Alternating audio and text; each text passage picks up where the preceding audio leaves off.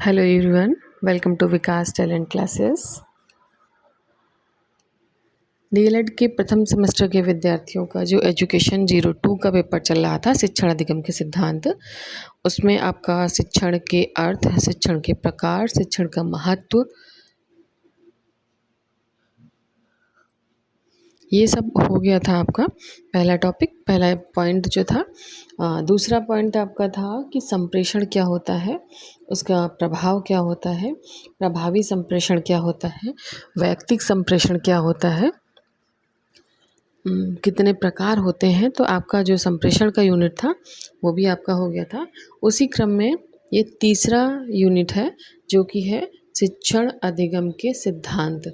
ठीक है, तो शिक्षण अधिगम के सिद्धांत क्या कहते हैं, शिक्षण अधिगम का सिद्धांत क्या है और क्या उसकी भूमिका है, किस तरह से ये काम करता है। तो ये लगभग 12 सिद्धांत होते हैं। ये करके सीखने का सिद्धांत, प्रेरणा का सिद्धांत, करके सीखने का सिद्धांत, प्रेरणा का सिद्धांत, रुचि का सिद्धांत क्या होता है, निश्चित उद्देश्य का सिद्धांत क्या होता है, नियोजन का सिद्धांत क्या होता है, चयन का सिद्धांत, वैयक्तिक विभिन्नताओं का सिद्धांत, लोकतांत्रिक व्यवहार का सिद्धांत, जीवन से संबंध स्थापित करने का सिद्धांत क्या होता है, आवृत्ति का सिद्धांत, निर्माण एवं मनोरंजन का सिद्धांत और विभाजन का सिद्धांत या लघु सोपान। ये जो है आपके शिक्षण के सिद्धांत हैं जो कि आपके मोस्ट इम्पॉर्टेंट है। इसमें से आपका क्वेश्चन आते ही है। दो क्वेश्चन आता है आपका, किन्हीं दो शिक्षण सिद्धांतों के बारे में लिखिए, या फिर अलग से आ जाता है कि प्रेरणा का सिद्धांत क्या होता है, करके सीखने का सिद्धांत किस पर आधारित है, ठीक है, वैयक्तिक विभिन्नताओं का सिद्धांत क्या है।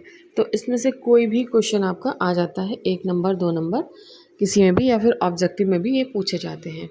तो चलिए चलते हैं अपने, जो कि आप लोग को राइटिंग में प्रॉब्लम हो रही है, रिटन वर्क में प्रॉब्लम हो रही है, तो मैंने सोचा कि चलो आपको अपने जो हैंड रिटन नोट्स हैं उनसे ही आपको कराया जाए, जिससे कि आप अपने साथ ही साथ नोट्स भी बनाते चलें। ठीक है, तो वैसे तो ये समझने के लिए तो बहुत है, लेकिन चलिए फिर भी मैं चलते हैं अपने नोट्स की तरफ। ये देखिए, ये है करके सीखने का सिद्धांत या क्रियाशीलता, जिसे कहते हैं कि एक्टिव होकर के रहना, जिससे आप खुद एक्टिव हों और उसके बाद आप सीख सकें। एग्जाम्पल के तौर पे बताएंगे, जैसे कि इस समय क्या है, आपका ही एग्ज़ाम्पल लेते हैं, छोटे बच्चे का तो बहुत से एग्ज़ाम्पल है, आपका ही एग्ज़ाम्पल लेते हैं। आपको दूसरे के मोबाइल्स या दूसरे के जो गैजेट्स होते हैं वो क्या करते हैं, बहुत अट्रैक्टिव लगते हैं। ठीक है, तो आप क्या चाहते हैं कि मैं उनको सीखूं, या मैं वो मेरे पास होने चाहिए। तो जब वैसे तो आप चोरी छिपे अगर किसी घर वाले का, बड़े का मोबाइल मिल जाता है, तो आप क्या करते हैं, उसमें सारे जो भी उनकी चीज़ें होती हैं, ऐप होते हैं, या जो न्यू टेक्नोलॉजी की चीज़ें होती हैं, वो क्या करते हैं, आप वो देखते रहते हैं। लेकिन जब आपके पास खुद का अपना मोबाइल जो आपको चाहिए होता है, या लैपटॉप या गैजेट जो है वो आ जाता है, तो आप क्या करते हैं, उसके सारा अंदर तक की जो सारी चीज़ें होती हैं, जो जो एप्लीकेशंस होते हैं, किस तरह से वो काम करते हैं, कितनी मेमोरी है, क्या है, ये सारी जो चीज़ें होती हैं, वो क्या करते हैं, आप जब उसको खुद यूज़ करते हैं तब आप सीखते हैं। तो ये इस तरह से, जैसे छोटा बच्चा होता है, आप उससे कहेंगे कि देखो ये पेड़ है, पेड़ बड़ा हो गया, पेड़ में फल लगेंगे, ये हो गया, तो बच्चा पूछता है कैसे पेड़, कैसे उसका जन्म कैसे हुआ, कैसे निकला पेड़।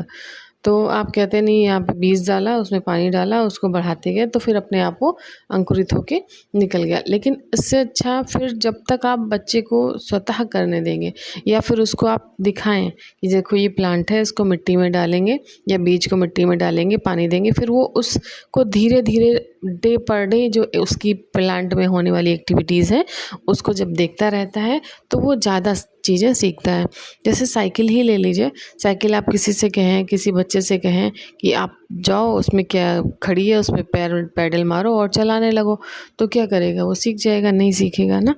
जब तक वो खुद करके नहीं सीखेगा, एक दो बार गिरेगा, पड़ेगा, उसके बाद में वो धीरे धीरे चलाना सीख जाएगा। तो ये तो होता है करके सीखने का सिद्धांत या क्रियाशीलता का सिद्धांत। आपको लिखना कैसे है? शिक्षण की सफलता जो है हमेशा क्रियाशीलता पर निर्भर करती है। शिक्षण की प्रक्रिया हमेशा क्रियाशीलता पर निर्भर करती है। बालक के सीखने की क्रिया तभी सफल होती है जब बालक करके सीखने के अवसर प्राप्त करेगा। ठीक है, करके सीखने का सिद्धांत मनोविज्ञान का आधारभूत सिद्धांत है। ये क्वेश्चन आया हुआ है, करके सीखने का सिद्धांत किसके ऊपर आधारित है? तो ये मनोविज्ञान का आधारभूत सिद्धांत है। फ्रॉबेल ने कहा है, परिभाषा फ्रॉबेल की बहुत आती है। फ्रॉबेल ने कहा है कि बालक कार्य करके ही सीखता है, वो खुद जब तक एक्टिव नहीं रहता तब तक वो नहीं सीखता है। क्रिया द्वारा सीखना स्थायी सीखना कहलाता है।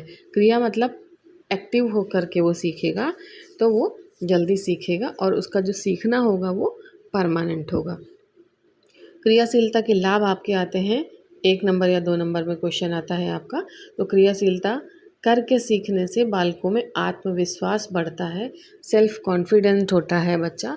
अगर आप शुरू में जब आप बाइक चलाना सीख गए होंगे, उसके बाद आप बिल्कुल आत्मविश्वास से फुलफिल हो गए होंगे कि नहीं अब तो मुझे कहीं भी दे दिया और कहीं भी जाना है तो मैं ही चलाऊँगा, है ना। तो ये क्या होता है? आत्मविश्वास होता है। करके सीखने में व्यवहार का परिमार्जन होता है, जो आपका बिहेवियर होता है वो उसमें थोड़ा सा और एटीट्यूड आ जाता है ना, कि नहीं अब मैं तो कार भी चला लेती। जैसे आजकल क्या कर रही हैं पापा की परियां, थोड़ा सा भी बाइक स्कूटी चला ले रही हैं तो वो क्या कर रही हैं, उनके बिहेवियर में एकदम चेंज आ जाता है, वो अपने आप को एकदम हीरो समझने लगती है ना, एज ए कि जैसे बस अब तो पूरी दुनिया मेरे पास है। लेकिन वो बहुत सारी चीज़ों से, और उनको नहीं लगता कि वो चीज़ें जो आज सीख रहे हैं वो चीज़ें इम्पोर्टेंस कम रखती हैं, सिवाय उसके जिस तरफ समाज जा रहा है उससे जो है उसको थोड़ा सा इग्नोर करके अपने आप को सही दिशा निर्देशित करना। चलिए कंटिन्यू करते हैं। करके सीखने से क्या होता है? बालक को अनुभव क्षेत्र व्याप्त होता है, जो उसका एक्सपीरियंस होता है, जो उसका एरिया होता है। जैसे वो थोड़ी चीज़ें सीखा होता है तो उसमें चीज़ें क्या होती हैं, उसके अनुभव जुड़ते जाते हैं। पहले दिन जब वो बाइक चलाना सीखता है, किसी मैदान में सीखता है तो उसके पास थोड़ा अनुभव होता है। उसके बाद जैसे वो फिर सड़क पे बाइक चलाना सीखता है, फिर जहाँ पे ट्रैफिक होता है वहाँ पे बाइक चलाना सीखता है, तो धीरे धीरे क्या होता है, जो उसका अनुभव होता है उसका एरिया व्याप्त यानी कि बड़ा होता जाता है। तो करके सीखने से अधिगम स्थायी रहता है। इट मीन्स जब तक आप सीखोगे नहीं तब तक जो आपने सीखा है वो परमानेंट नहीं होगा। मतलब तब आपको नहीं पता होता कि क्लच क्या होता है, ब्रेक क्या होता है, किस तरह से कब हमें हॉर्न देना है, कब हमें रुकना है, कौन सा हमें इंडिकेटर जलाना है, तो ये कौन सी चीज़ें होती हैं। तो जब आप धीरे धीरे सीख जाते हैं चीज़ों को तो आपका सीखा हुआ जो होता है वो क्या होता है, परमानेंट होता है। फिर तो आप आँख बंद करके कहीं भी चलाते हैं, आप ऑटोमेटिक सारे काम आपकी होने लगते हैं। ठीक है, चूँकि आप उनके हैबिचुअल हो गए होते हैं, उनके आदती हो गए होते हैं, वो आपकी चीज़ें जो होती हैं, जो आपने सीखी हुई होती हैं, वो आपको स्थायी यानी कि परमानेंट हो गई हैं आपके माइंड में कि अब हमें ये काम करना है। ठीक है, नेक्स्ट क्या है, करके सीखने से जो गलतियां करने का अवसर होता है वो कम होता है। आप एक बार गलती करेंगे, 2 बार करेंगे, 3 बार करेंगे, 4 बार करेंगे, धीरे धीरे वो गलतियाँ क्या हो जाती हैं, उनको वो कम हो जाती हैं। नेक्स्ट आपका क्या है, करके सीखने की विधियाँ कौन कौन सी हैं? मोस्ट इम्पॉर्टेंट क्वेश्चन है, करके सीखने की विधियाँ कौन कौन सी हैं? करके सीखने की आपकी पहली विधि है ये मॉन्टेसरी विधि। जो ये क्या कहती हैं, मारिया मॉन्टेसरी, ये भी कहती हैं करके सीखना ही सबसे ज़्यादा उत्तम विधि मानी जाती है। किंडरगार्टन, ये भी बच्चों की जो बात करते हैं वो क्या कहते हैं, किंडरगार्टन पद्धति किसकी थी?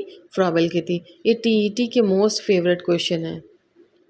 मोस्ट मतलब वेरी वेरी मोस्ट, सीधे डायरेक्ट क्वेश्चन आता है, मॉन्टेसरी विधि किसकी है या मॉन्टेसरी विधि किसने प्रतिपादित की। ठीक है, किंडरगार्टन विधि से किसका संबंध है। ठीक है, डाल्टन विधि किसकी है, बेसिक शिक्षा प्रणाली किसकी है। तो जो हमारा आधारभूत बेसिक शिक्षा ढांचा प्रणाली किसकी थी? महात्मा गांधी की। डाल्टन विधि किसकी थी?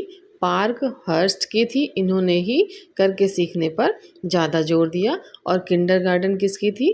फ्रॉबेल की थी। Montessori, Maria Montessori. किंडरगार्टन मुझे लग रहा है शायद 2011 2013 अब तक का लगभग जितने पीईटी या टीईटी के एग्ज़ाम हुए हैं उन सभी में ये पूछे गए हैं। इनमें से कोई ना कोई एक तो पूछा ही गया है। ठीक है, तो ये था आपका करके सीखने का सिद्धांत। अब आप आगे चलते हैं। नेक्स्ट क्या है? अभिप्रेरणा या मोटिवेशन का सिद्धांत। तो अभिप्रेरणा क्या होती है भाई? अभिप्रेरणा का मतलब होता है कि आप जो है हमेशा क्या रहें, करके सीखने के लिए मोटिवेट रहें, आपको एक पॉजिटिव वे में चीज़ों को ले जाएं। ठीक है, तो चलिए, अभिप्रेरणा मोटिवेशन का सिद्धांत। शिक्षण में प्रेरक तत्व को शामिल करना ही अभिप्रेरणा है। प्रेरक तत्व इट मीन्स जो हमें प्रेरित करते रहें, प्रेरित करते रहें। जैसे आपका कोई ना कोई गोल होगा, वो आप उसको सामने दीवार पे लगाएंगे, आपको नींद आ रही होगी तो फिर आप देखेंगे तो उसे याद आ जाएगा, नहीं नहीं मुझे ये अचीव करना है। ठीक, तो इस तरह से प्रेरक तत्व तो कई हो सकते हैं। हो सकता है कोई इंसान जो आपको ज़्यादा अच्छा लग रहा हो उसके लिए आपको कुछ करना हो, है ना। कुछ बच्चे होते हैं अपने पेरेंट्स के लिए नहीं, मुझे माँ बाप के लिए ही करना है, तो वो उनकी डीपी या फ़ोटो लगा रखते हैं, है ना। तो इस तरह से, या फिर कोई आपका रोल मॉडल होता है कि मुझे इसकी तरह बनना है। तो ये सारी चीज़ें क्या होती हैं, ये प्रेरक तत्व होते हैं। किसके कारण? आपके अंदर आपको मोटिवेट करने के लिए, आपको अपने काम के प्रति एक्टिव रखने के लिए, आपको अपने काम के प्रति जागृत रखने के लिए। ठीक है, केली महोदय, केली आते हैं, इम्पॉर्टेंट है। केली महोदय क्या कह रहे हैं? केली कहते हैं कि शिक्षण जो है, शिक्षण में अभिप्रेरणा किसी न किसी रूप में अवश्य रहना चाहिए। जो शिक्षण में है, टीचिंग है, टीचिंग के दौरान ड्यूरिंग टू टीचिंग आपका मोटिवेशन किसी न किसी रूप में अवश्य रहना चाहिए। तो मोटिवेशन जो है वो आपका कितने प्रकार का होता है? मोटिवेशन 2 प्रकार का होता है। एक तो होता है शाब्दिक जैसे, और एक होता है अशाब्दिक। मोटिवेशन दो तरीके इसके होते हैं। शाब्दिक मतलब आपसे बोल दिया जाए, कुछ आपने बहुत अच्छा काम किया, शाबाश, वेरी गुड, है ना, well done, keep it up. तो ये सारी चीज़ें क्या होती हैं? ये शाब्दिक होती हैं। जो अशाब्दिक होती हैं, आपको कोई गिफ्ट मिलता है, अचीवमेंट मिलते हैं, है ना, कहीं पे आपको सम्मानित किया जाता है, तो वो दंड, और कभी कभी आप जब कुछ नहीं करते हैं तो घर में माँ बाप फिर पिटाई भी लगाते हैं, तो वो क्या होता है? दंड या पुरस्कार, वो भी मोटिवेशन होता है ना। कभी कभी बच्चा इतना हर्ट हो जाता है कि वो अपने गोल को पाने के लिए दिन रात एक कहते हैं ना, यू टर्न आ गया उसकी लाइफ का। तो कभी कभी जो निगेटिव मोटिवेशन होता है वो भी बच्चों को प्रेरणा, जैसे एक अभी मूवी थोड़े दिन पहले आई थी, उस लड़के की शादी, वो भाग गई थी यूपीएससी पीसीएस बनने के लिए। क्या है मूवी का नाम?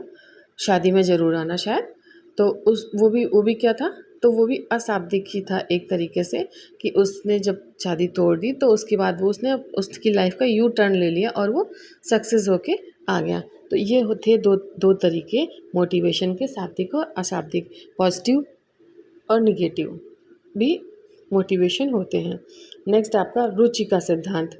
आपकी क्लास में, आपके अड़ोस पड़ोस, आपके जो भी फ्रेंड सर्किल हो, जो उनमें रुचि हो, मैं उसकी बात नहीं कर रही हूँ, मैं आपके इंटरेस्ट की बात कर रही हूँ। ठीक है, इंटरेस्ट आपका किस में है, इंटरेस्ट किस में है। ठीक है, पर्टिकुलर मैं किसी रुचि की बात नहीं कर रही, मैं बात कर रही हूँ आपके इंटरेस्ट, आपका रुचि रुझान किस में रहता है, आपकी एकाग्रता। तो जो आपकी पाठ्य वस्तु है, जो आपका सिलेबस है, उसमें एकाग्रता रुचि पर निर्भर करती है। आपका कंसंट्रेशन आपके इंटरेस्ट पर आपके इंटरेस्ट पर निर्भर करता है। जैसे जिस चीज़ के लिए आप जिज्ञासु हैं, ठीक है, सह संबंध कोऑर्डिनेशन आप बनाते हैं, पाठ्य पुस्तक सहायक सामग्री जो होती है उनका यूज करते हैं, और शिक्षण के प्रति जो बनाई जाती हैं। तो ये था आपका रुचि का सिद्धांत। रुचि का सिद्धांत के लिए आप क्या लिखेंगे, पाठ्य वस्तु में एकाग्रता रुचि पर निर्भर करती है, जैसे जिज्ञासा, सहसंबंध एवं पाठ्य सामग्री, पाठ्य सहायक सामग्री का प्रयोग करके बच्चे शिक्षण के प्रति बढ़ाई जाती है ना, शिक्षण की रुचि बढ़ाई जाती है। मैकडूगल ने क्या उदाहरण, ये आता है भाई, इम्पॉर्टेंट है मैकडूगल।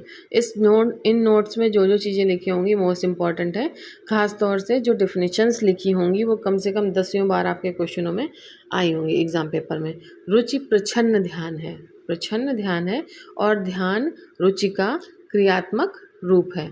रुचि प्रच्छन्न ध्यान है और ध्यान रुचि का क्रियात्मक रूप है। नेक्स्ट आपका है निश्चित उद्देश्यों का सिद्धांत। नेक्स्ट आप क्या क्या है, निश्चित उद्देश्य, कोई आपका एक सेलेक्टिव एम होगा, ठीक, उस एम की ओर आपको आगे बढ़ना है।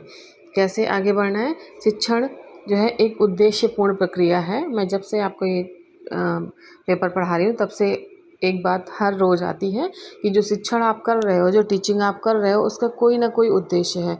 तो शिक्षण का एक निश्चित उद्देश्य है। शिक्षण एक उद्देश्यपूर्ण प्रक्रिया है। उद्देश्यों के ज्ञान के अभाव में एक अध्यापक उस नाविक के समान होता है जो गंतव्य स्थल की जानकारी नहीं होता है। एक अध्यापक उस नाविक के समान होता है जिसके गंतव्य स्थल की जानकारी नहीं है तथा उसके छात्र उस पर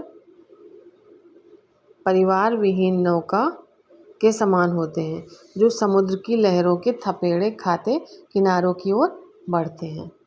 इसका मतलब क्या हो गया, इसका मतलब हो गया एक जो टीचर है वो क्या करता है, वो एक नाविक के समान है, ठीक है, एक जो नाव चलाने वाला होता है उसके समान है। जैसे कि बच्चे को क्या कर दिया जाता है, समुद्र में छोड़ दिया जाता है, उसको नाव में बिठा दिया जाता है और वो उससे कहा जाता है कि अब आप चलो, लेकिन उसको कोई भी जानकारी नहीं होती। तो एक शिक्षक जो नाविक होता है, जो डेली नाव चलाता है, वो क्या करता है, उसको रास्ते पता होते हैं, कैसे हमें समुद्र की लहरों से लड़ना है, कैसे सामने आने वाली दूसरी नावों से बचना है, किस तरह से हमें जो बड़े बड़े नीचे मछलियाँ या शार्क होती हैं किस तरह से अटैक करते हैं, या कहीं जाल पड़े होते हैं उनसे हमें बचना है। तो इसी तरह से एक टीचर होता है, एक अध्यापक होता है, उसको पता होता है कि आपके प्रश्न कैसे आएंगे, किस तरह से आप कॉपी में अच्छा प्रदर्शन करें, किस तरह से आपको अच्छे नंबर मिलें, किस तरह से आपको आपके उद्देश्य तक, आपके लक्ष्य तक पहुंचाया जा सके। ठीक है, तो ये थे शिक्षण का निश्चित उद्देश्य। समान शिक्षण की सफलता शिक्षण के उद्देश्यों से नियंत्रित होती है। प्रत्येक पाठ में कोई ना कोई लक्ष्य होता है। यदि शिक्षण उसी दिशा में किया जाए तो शिक्षण आपका कैसा होगा, प्रभावी होगा। ठीक है, मुझे लग रहा है कुछ ज़्यादा हो रहा है बड़ा, तो थोड़ा सा जल्दी करते हैं। 6 आज अभी करते हैं और 6 कल करते हैं। नियोजन तथा योजना का सिद्धांत क्या होता है। नियोजन यानी कि प्लानिंग, ठीक है, प्लान यानी कि प्लानिंग। शिक्षण करते समय प्रत्येक विद्यार्थी को अपनी शिक्षण योजना बनानी चाहिए, एक प्लानिंग बनानी चाहिए, उसके प्रस्तुतिकरण का क्रम ज्ञात हो ताकि सीखने वाला भ्रमित ना हो। ठीक है, योजना के लाभ क्या होते हैं। आप क्यों योजना बनाएं, उससे क्या आवश्यकता, क्यों क्यों ज़रूरी है, आपकी प्लानिंग के लिए क्या क्यों ज़रूरी है भाई। प्लान आपका क्यों ज़रूरी है, समय तथा श्रम की बचत होती है। आपने अगर आज सोने से पहले अपना टाइम टेबल कल के लिए बना लिया कि मुझे कल क्या क्या पढ़ना है, मुझे कल क्या क्या देखना है, कल मुझे कहाँ जाना है, कितने घंटे पढ़ाई करनी है, तो आपका क्या होगा, समय बचेगा। वरना सुबह उठकर आप किताबों की अलमारी के सामने ऐसे हाथ रख कर के सर पर और सोचते हैं आज क्या पढ़ूं, है ना। लेकिन उसमें क्या होगा, आपके टाइम की बचत होती। शिक्षण अधिगम जो है वो क्रमबद्ध होता है, सीक्वेंस से होता है। शिक्षण का उद्देश्य आपका पूरा होता है। नेक्स्ट आपका क्या है, चयन या सिलेक्शन का सिद्धांत। जो जिन चीज़ों का आप सिलेक्शन, आप अपने जीवन में बहुत सेलेक्टिव इंसान होते हैं, ठीक है। ख़ास तौर से आप जिस उम्र में चल रहे हैं उसमें आपका जो सिलेक्शन होता है, कपड़े पहनने का सिलेक्शन, खाने पीने का सिलेक्शन, कहीं घूमने का सिलेक्शन, तो वो सब क्या होता है, सारे एक जो है, जो चयन का सिद्धांत है वो आपके एजुकेशन की लाइन में अगर ले जाएं तो आपकी जो योग्यता है वो आपकी सफलता, जो आप जो जिस सब्जेक्ट का, जिस रास्ते का आप चयन कर रहे हैं उस पर आपको सफलता मिले, आपकी जो चयन की योग्यता है उस पर सफलता पर निर्भर करती है। ये किसने कहा, रॉयन ने कहा। शिक्षक के अच्छे चयन की योग्यता उसके कर्म के सफलता पर, उसके कार्य की सफलता पर निर्भर करती है। ये किसने कहा, रायबर्न ने। ज्ञान का स्वरूप अथाह सागर के समान है, अतः शिक्षण के दौरान ज्ञान रूपी उपाय सागर में चुने गए सामग्रियों को बच्चे के सामने प्रस्तुत किया जाना चाहिए। चयन का ये इस तरह के शब्दों का यूज करा गया है, मैं फिर भी आपको बहुत ही शॉर्ट में बता दे रही हूँ, एक्सप्लेन कर रही हूँ चीज़ें हैं क्या। चयन उद्देश्य के साथ साथ शिक्षण की योजना बनानी चाहिए। आप सिलेक्शन के साथ साथ एक प्लानिंग भी बनाते हैं। तो नेक्स्ट आपका है वैयक्तिक विभिन्नताओं का सिद्धांत। क्या होता है, वैयक्तिक विभिन्नताएं क्या होती हैं। वैयक्तिक विभिन्नता मैं कई बार बता चुकी हूँ, इंडिविजुअली डिफरेंस, जो हर इंसान, हर बच्चे में अलग अलग होता है। बालक की जो एक रुचि होती है, उसमें जिज्ञासा होती है, सीखने की योग्यता होती है, एक जैसी नहीं होती, सब में अलग अलग होती हैं। शिक्षण कार्य करते समय अध्यापक को बच्चों के बीच मौजूद इन विभिन्नताओं पर ध्यान रखना चाहिए, जिससे कि बच्चा जो है, शिक्षण के सभी बच्चे उससे लाभान्वित हो सकें और उसका लाभ उठा सकें। एक टीचर को हर बच्चे पर लगभग ध्यान देना चाहिए, इंडिविजुअली देखना चाहिए कि उसको किस तरह से समझ में आ रहा है। जैसे मुझे लग रहा था कि मैं जो बुक से पढ़ा रही थी, मैं समझा हर एक चीज़ रही थी, शायद इससे ज़्यादा समझा रही थी, लेकिन आप लोगों को समझ में नहीं आ रहा था, क्योंकि आपकी आदत है, आपकी हैबिट है कि जो लिखे हुए क्वेश्चन आंसर फॉर्मेट में है उसमें पढ़ना, ठीक है। तो इसीलिए मैंने आज जो है अपने नोट्स को निकाला पुराने और उनका सिलेक्शन किया आपको पढ़ाने के लिए, ठीक है। तो ये है आपका, अध्यापक को पढ़ाते समय अपने ज्ञान को सरलतम रूप में बच्चों को समझाकर कराना चाहिए, ताकि सभी बच्चे सहजता के साथ ज्ञान की क्रिया को सीख सकें। व्यक्तिगत विभिन्नताओं पर ये इम्पॉर्टेंट है, अच्छा ये अलग से भी आता है, मोस्ट इम्पॉर्टेंट है, ये अलग से ज़्यादातर पूछ दिया जाता है 2 नंबर में क्वेश्चन आपका। व्यक्तिगत विभिन्नताओं का सिद्धांत क्या होता है। मॉन्टेसरी ने भी कहा व्यक्तिगत विभिन्नताएं, मारिया मॉन्टेसरी ने कहा 3 से 6 वर्ष तक के बच्चों के लिए किंडरगार्टन विधि जो है फ्रॉबेल की है, ये 4 से 8 वर्ष तक के बच्चों के लिए है। खेल विधि जो है ये कॉकवेल कुक प्लेवे बुक जो है उनकी है। प्रोजेक्ट मेथड किलपैट्रिक और जॉन डीवी का ये आता है आपका किलपैट्रिक मेथड, ठीक है। डाल्टन विधि किसकी होती है, ये हेलन पार्क हर्स्ट की, अभी आपने ऊपर देखा था। डाल्टन पार्क किसकी है, हेलन पार्क हर्स्ट की है। अभिक्रमित अनुदेशन विधि किसका होता है, ये स्किनर का होता है। ये थे आपके व्यक्तिगत विभिन्नता का सिद्धांत। बेसिक शिक्षा प्रोजेक्ट अभी आप देख चुके हो, महात्मा गांधी जी का है। बेसिक शिक्षा प्रोजेक्ट महात्मा गांधी जी का है। इकाई या बिनेटिका प्रणाली किसकी है, कार्लटन वासवर्न, ये अमेरिका के थे। ड्रेकोली ये आती नहीं है आपकी, मैंने लेकिन अपने नोट्स में लिख रखी है, हो सकता है। ड्रोकोली विधि ओविड ब्रोकली की ये पूछी जाती है। ह्यूरिस्टिक या खोज विधि ये H.E. आर्मस्ट्रांग की है। मॉरिशन भी नहीं पूछी जाती है, H.C. मॉरिशन की है। कॉन्ट्रैक्ट प्रणाली ये भी नहीं पूछी जाती है, डाल्टन एंड विनेटा की है। इसमें आपकी पूछी जाती है ह्यूरिस्टिक विधि कौन सी होता है, बेसिक प्रोजेक्ट कौन होता है, डाल्टन कौन सी होती है, किंडरगार्टन और फ्रॉबेल। बस इसके अलावा कुछ नहीं पूछा जाता है।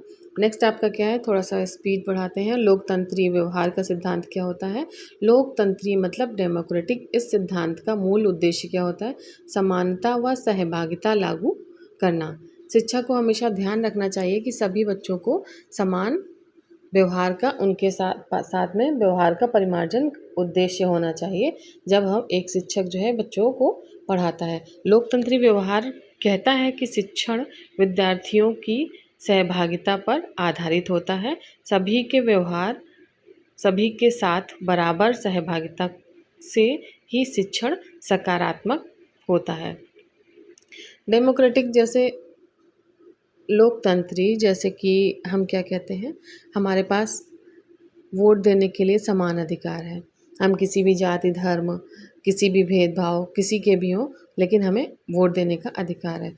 तो ये क्या कहता है, हमको जिस तरह से अपने रंग रूप वेशभूषा कल्चर है ना, इनसे परे होकर के हम स्वतंत्र हैं। ठीक है, हर एक अपने काम के लिए जो हमारा संविधान है उसके द्वारा दिए गए नियमों पर आधारित हम अपने रूल्स को अपना सकते हैं, फॉलो कर सकते हैं। इसी तरह से जो टीचिंग है वो भी जब ड्यूरिंग टू क्लास एक टीचर क्लास में जाता है तो उसको किस तरह का बिहेव करना चाहिए, एक डेमोक्रेटिक या लोकतांत्रिक व्यवहार करना चाहिए।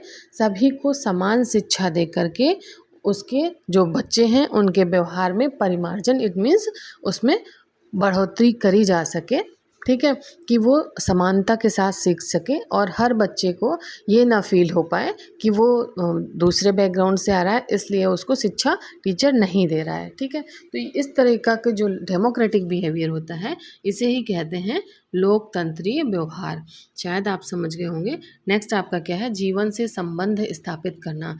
जीवन से संबंध स्थापित करने का मतलब होता है शिक्षा देने में जो शिक्षण क्या है, एक माध्यम होता है। शिक्षण जो एक टीचिंग होती है वो क्या होता है, वो एक लाइफ के लिए एक मीडियम होता है, एक माध्यम होता है। उसको अच्छी पर्सनालिटी दिलाने के लिए, उसको समाज में उस लायक बनाने के लिए, चलने के लिए, उठने के लिए, बैठने के लिए, उसको उसके जीवन के मूल्यों को समझाने के लिए ठीक क्या ज़रूरी होता है, शिक्षण। तो शिक्षण माध्यम होता है हमें अपनी लाइफ को आगे अच्छा और अच्छा बनाने के लिए।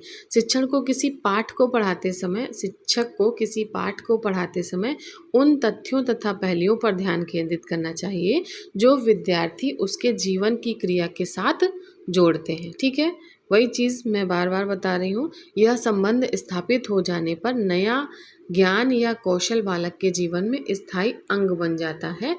उस ज्ञान को प्रयोग करने से हर परिस्थितियों को सुलझाने के लिए उसमें क्षमता आ जाती है। ठीक है, ये आप पढ़ लीजिएगा और याद कर लीजिएगा। NCF कहता है, NCF क्या होता है, नेशनल क्यूरिकुलम फ्रेमवर्क 2005। ठीक है, राष्ट्रीय शिक्षा नीति 2005 में जो आई थी वो क्या कहती है, शिक्षा को जीवन से जोड़ने की बात पर जोर दिया गया। किस में जोर दिया गया, NCF 2005 में। नेक्स्ट आपका आवृत्ति का सिद्धांत क्या कहता है। आवृत्ति मतलब बार बार, रिपीटेड, किसी चीज़ को क्या करना, बार बार रिपीट करना। ठीक है, करत करत अभ्यास ते जड़मति होत सुजान, रसरी आवत जात ते सिल पर परत निशान।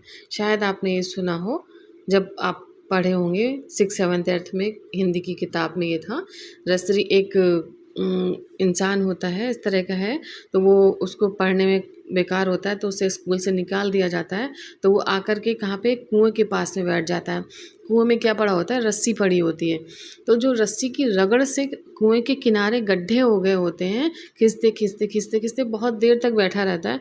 तो वो सोचता है कि जब एक जो ईंट पत्थर से बना हुआ कुआं है वो उसमें निशान आ जाते हैं, उसमें रस्सी खींचते खींचते खींचते खींचते निशान पड़ जाते हैं, तो क्या मैं इतना मूड बुद्धि हूँ, क्या मैं इतना बेकार हूँ कि जो टीचर पढ़ा रहा है वो मुझे समझ में नहीं आएगा, है ना। तो फिर वो जाता है दोबारा नए उससे, फिर मैं इसको एक बार आपके और एक प्रिंसिपल से जोड़ना चाहूँगी। फिर उसे क्या मिल गया? प्रेरणा, स्वप्रेरणा, सेल्फ मोटिवेट हो गया वो, है ना।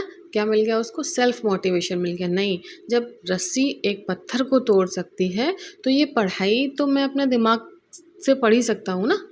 तो फिर वो जाता है और उसके बाद में कोई बड़ा शायद कवि या लेखक बनता था, मुझे एग्जैक्ट नहीं याद आ रहा, लेकिन ये चैप्टर है आपके में। तो इस तरह से चीज़ें होती हैं हमारे मोटिवेशन के लिए। कभी भी कहीं भी कुछ भी अगर आप सोच लें तो वो संभव हो जाता है। ठीक, एक मूढ़ व्यक्ति बालक जो था वो कुछ अच्छा बड़ा और अच्छा इंसान बन जाता है। तो ये क्या था? आवृत्ति का सिद्धांत। करत करत अभ्यास थे जड़मति होत सुजान, रसरी आवत जात ते सिल पर परत निशान। इसका आशय है जिस कार्य को हम बार बार करते हैं और अपने जो काम को उसमें पूरा एकाग्रता, पूरी जो पावर, पूरी जो शक्ति होती है, हमारी इच्छा शक्ति होती है, हमारी शारीरिक शक्ति होती है, वो सब हम झोंक देते हैं। इट मीन्स हम अपनी हद से ज़्यादा अपनी पढ़ाई को ध्यान देकर अपने टाइम को कंज्यूम करते हैं, अपने टाइम को समझने का प्रयास करते हैं, तो हमको हर एक लक्ष्य आसानी से प्राप्त हो जाता है। नेक्स्ट आपका क्या है? बहुत हो गया आज, मुझे लग रहा है बहुत ज़्यादा लेक्चर आपका बढ़ रहा है, आप लोग बोर हो रहे होंगे। नेक्स्ट आपका क्या है? फिर इसी में आगे है क्या? शिक्षण का जो अधिगम है, शिक्षण, एक मिनट, शिक्षण में जिस पाठ को या तथ्य को हम बार बार पढ़ते हैं उसमें अच्छी पकड़ बन जाती है और उसमें हमें इंटरेस्ट आने लगता है, रुचि आने लगती है और हमारा ध्यान स्थिर हो जाता है, हमारा ध्यान कंसंट्रेट हो जाता है। बार बार पाठ को दोहराने से सीखे हुए पाठ के प्रति विस्मरण भी जो है, विस्मरण मतलब भूलने की जो प्रथा होती है वह कम हो जाती है। ठीक है, नेक्स्ट क्या है? निर्माण एवं मनोरंजन का सिद्धांत। निर्माण मतलब किसी चीज़ को कंस्ट्रक्ट करना, बिल्ड करना, और मनोरंजन मतलब बहुत अच्छे से आप समझते हो, आपका मनोरंजन, इंटरेस्ट होना, यानी कि रुचि होना। हम सभी के अंदर क्या होता है? एक जागृत इच्छा शक्ति होती है। यदि हमें अवसर दिया जाए तो हम क्या कर सकते हैं? अपना प्रखर बुद्धि के साथ, प्रखर शिक्षण के साथ अपना आगे बढ़ सकते हैं। शिक्षण में भी इस बात का ध्यान देना चाहिए कि जो पाठ हमें पढ़ाया जा रहा है उसको कक्षा में सीखने वाली सृजनात्मक क्रियाओं के साथ पढ़ाएं। सृजनात्मक मतलब क्रिएटिविटी बेस्ड। जैसे जिस तरह से पाठ को पढ़ाते समय रुचिपूर्ण होना, छात्रों और अध्यापक के बीच में अंतःक्रिया मतलब इंटरेक्शन होना। जैसे मैं अभी क्या कर रही हूँ, मेरे साथ में और आप लोगों का इंटरेक्शन नहीं हो पा रहा, क्योंकि मैं जो पढ़ा रही हूँ आपको समझ में आ रहा है या नहीं आ रहा, आप उसका रिप्लाई नहीं कर रहे हैं। तो मेरे और आपके पढ़ाने के बीच में इंटरेक्शन प्रोसेस जो है, अंतःक्रिया, वो नहीं हो पा रही है। ठीक है, तो जब क्लासरूम ड्यूरिंग टू क्लास आप किसी क्लास में होते हैं जो आप पढ़ाते हैं, तो आप सामने से बच्चों से क्वेश्चन भी बीच बीच में पूछते जाते हैं, तो बच्चे उसका रिस्पॉन्स करते हैं, तो वो क्या कहलाती है? एक छात्र और अध्यापक के बीच अंतःक्रिया। ठीक है, जब तक शिक्षण कार्य में मनोरंजनात्मक क्रियाएं समाहित नहीं होती तब तक पढ़ाने वाला और पढ़ने वाला दोनों क्या होते हैं? उन पर सकारात्मक प्रभाव नहीं पड़ता। इसीलिए बीच बीच में फॉर एग्ज़ाम्पल या कुछ ना कुछ आपको इंटरेस्टिंग चीज़ें बता दी जाती हैं। चलिए नेक्स्ट एंड लास्ट है आपका। मैं सोच रही थी 2 में करूँगी, लेकिन पढ़ाते पढ़ाते एक फ़्लो बन जाता है, तो लगा चलो ठीक है करा दिया जाए। नेक्स्ट और लास्ट आपका है विभाजन का सिद्धांत। क्या है? विभाजन क्या होता है भाई? विभाजन मतलब डिवाइड करना। किसको डिवाइड करना है? हमें डिवाइड करना है, बढ़ जाओ भाई ऊपर। विभाजन का सिद्धांत मतलब डिवाइड करना।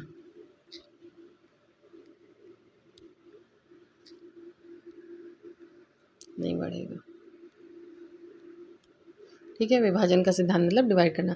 जैसे कोई बड़ा टॉपिक होता है, जैसे हिस्ट्री आप कह दिया जाए, या ज्योग्राफी, या शिक्षण के सिद्धांतों को ही मैं कह दूं अभी कि आप जो है पूरे सिद्धांत जो है आप पढ़िए, या जैसे मैंने पूरे सिद्धांतों को आपको एक ही लेक्चर में पढ़ा दिया, तो ये गलत है। जैसे कि अभी मैंने तो टाइम आपका बचाने के लिए पढ़ाया, लेकिन मुझे इन जो 12 थे उनको कम से कम 3 या 4 क्लासेस में आपको पढ़ाना चाहिए था, जिससे कि छोटे-छोटे जो आपका लघु सोपानों में बाँट देना, कोई बड़ी चीज़ उसको छोटे-छोटे टुकड़ों में करके पढ़ना, जिससे कि आपका इंटरेस्ट लगातार बना रहे। ठीक है? तो कोई भी टॉपिक या जैसे आपसे कह दिया जाए एंशिएंट हिस्ट्री पढ़ो, आप नहीं पढ़ पाओगे। ठीक है? पूरी किताब आप बोर हो जाओगे। आप 5-5, 10-10 पन्ने पढ़ोगे, फिर आपको लगेगा बंद करके रख दो। तो किसी ऐसी चीज़ को जो आपको पढ़ना है या पढ़ाना है, उसको छोटे-छोटे टुकड़ों में डिवाइड कर लिया जाए। 2-2 चैप्टर, 2-2 टॉपिक या जैसे भी सूटेबल लगे कि हाँ, बच्चा आज इतने दिन में इतना ही कर सकता है। तो इसे क्या कहते हैं? लघु सोपान या विभाजन का सिद्धांत। इससे लघु सोपान का सिद्धांत भी कहते हैं, जो कि विभाजन का सिद्धांत होता है। इसे लघु सोपान का सिद्धांत भी कहा जाता है। लघु सोपान का मतलब ये होता है कि आप उसको ब्रेक डाउन कर लें, छोटे-छोटे टुकड़ों में बाँट लें। ठीक है? शिक्षण स्वयं में एक व्यापक प्रक्रिया है। ठीक? इसको लगभग सफल बनाने का सबसे सरल है इसे विभाजित करके पढ़ाना। शिक्षक को चाहिए कि जो आपकी सिलेबस है, जो आपकी पाठ्य वस्तु है, उसको विभाजित करके और सरल से कठिन चीज़ों को अग्रसर हो, ताकि क्रमबद्धता बनी रहे और संप्रेषण व्यवहार बना रहे, जिससे कि आपका व्याकरण जो है, व्याकरण का ज्ञान देते समय सबसे पहले बच्चे अक्षर ज्ञान देंगे, फिर शब्द। पहले बच्चा क्या सीखता है? छोटा बड़ा, छोटी बड़ी, फिर क्या सीखता है? शब्द। कमल, अमर, नयन, मतलब जिनमें पाई मात्राएं नहीं होती। ठीक? उसके बाद में फिर धीरे धीरे आप उसको मात्रा का ज्ञान कराते हैं। फिर वो क्या करता है? वाक्य बनाना से सीख जाता है। राम जाता है, मोहन आता है, कमल खिल रहा है, सूरज निकल रहा है। तो ये सारा चीज़ें क्या है, जो व्याकरण का ज्ञान होता है, वो आपको सेगमेंट में या विभाजन के सिद्धांत से पढ़ाना चाहिए। तो ये था आज का लेक्चर, जो कि थोड़ा सा बड़ा हो गया है, और इसमें मैंने आपका टाइम बचाने के लिए जो है ये सारे सिद्धांत तो आपको एक में ही करा दिए हैं, लेकिन मुझे विभाजन करके पढ़ाना चाहिए था। और आप जब भी अपनी टीचिंग करेंगे प्राइमरी सेक्शन में, प्राइमरी स्कूल में, तो आप उसको विभाजन के सिद्धांत, जो आपके ये 12 सिद्धांत दिए गए हैं, उनको ज़रूर फॉलो करेंगे। तब तक के लिए धन्यवाद। मिलते हैं आपके साथ में नेक्स्ट वीडियो में, शायद शिक्षण सूत्र के साथ में। चैनल को लाइक, शेयर एंड सब्सक्राइब करें, और प्लीज़ नीचे मेरे और आपके बीच में इंटरेक्शन बना रहे, मुझे लगे कि आप मेरे पढ़ाए हुए ज्ञान से आपको कुछ भी ज्ञान मिल रहा है, तो नीचे कुछ ना कुछ आप कमेंट्स बॉक्स में कमेंट कर दीजिए। और नहीं, आपको कुछ नहीं आ रहा है तो आप उसको रिपीटेड में लिख दीजिए, ये टॉपिक मुझे रिपीटेड में करके